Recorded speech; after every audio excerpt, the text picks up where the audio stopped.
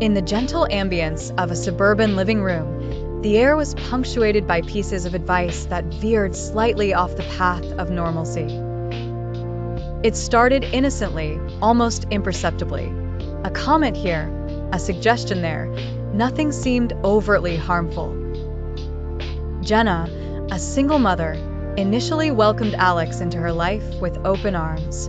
A charming man, he seemed too good to be true. At first, he appeared to be a great friend to both her and her daughter, Emily, who was 12 at the time.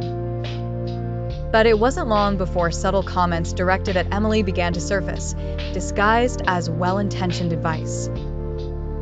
"Your mom never understands how hard school is these days, right? Things are different now," Alex said one evening over dinner, a statement that seemed harmless enough. Emily nodded, a little unsure, but she listened. Over time, these remarks shifted in pitch and intention. "You know, sometimes your mom can get a little overwhelmed. It might be best if you don't bother her with things she might not get," he'd add, instilling doubt and creating tiny fissures in their once solid mother-daughter relationship. Jenna noticed the change in Emily. Where there used to be open sharing and laughter, Emily now retreated into her room more often, keeping her problems to herself.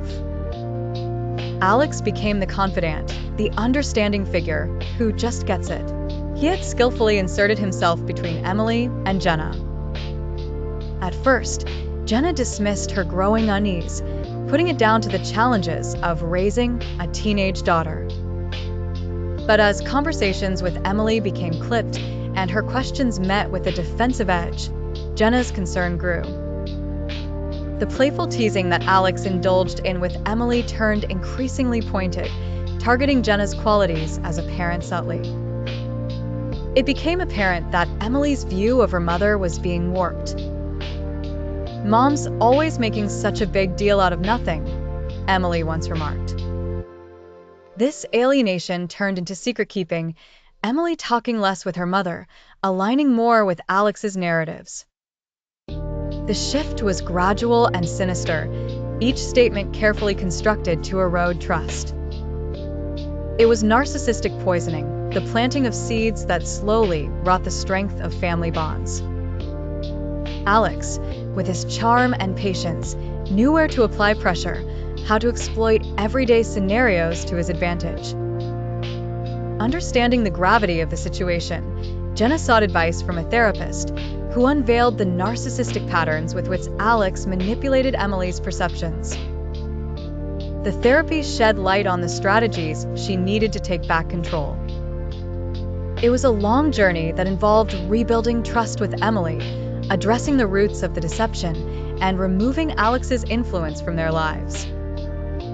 Jenna dedicated herself to rekindling the open, honest relationship they once had. Through therapeutic help and constant communication, the bonds began to heal. Emily eventually recognized the manipulation, developing her own resilience against similar influences in the future. Jenna realized the importance of vigilance, aware now of the signs of narcissistic manipulation and how easily it can slip under the radar. In this experience, Jenna learned not only about the insidious nature of such emotional betrayal, but about the fearsome power of rebuilding. Education, communication, and love became her tools to protect her family from future harm. The story serves as a lesson for many, a call to attention for parents. Recognize those subtle signs, the gradual tactics manipulative partners might employ, and protect the bonds that shouldn't need defense. Stay vigilant to emotional poisoning and choose to nurture truth and understanding over fear and division.